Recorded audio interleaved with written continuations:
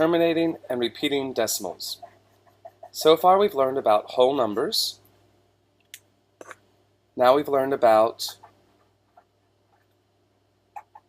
integers.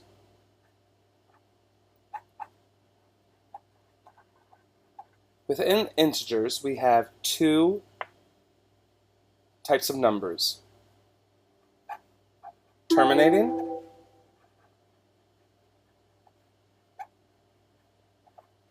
and repeating.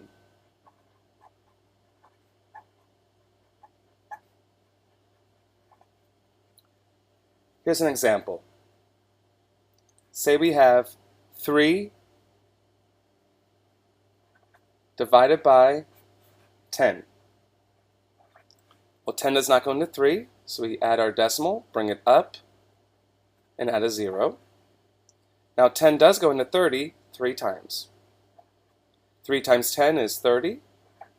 I subtract, I get 0, remainder of 0, and so this is my answer, 0.3, and that is terminating. Means it stops, right?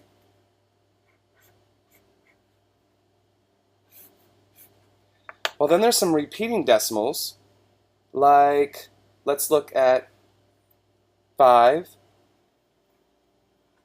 divided by 6. Well, 6 does not go into 5, so we're going to add a decimal, bring it up, and add a 0. 6 does go into 50 8 times. 8 times 6 is 48. Subtract, I get 2. I'm going to bring down a 0. 6 goes into 20 3 times. 3 times 6 is 18. Subtract, I get another 2. Notice how I had a 2 last time. I added a 0, brought down a 0. And another 2, I'm going to be bringing down another 0. And so this is telling me that this number 3 is going to be repeated. Meaning we can present it as 0.8333 ... or we represent it repeating over and over again with 0.83 with a bar over just the 3. Now if it happened to be an 8383, we would put a bar over both numbers. So we can figure out whether fractions like 3/10, which is what this division problem is, and we can figure out whether fractions like 5/6,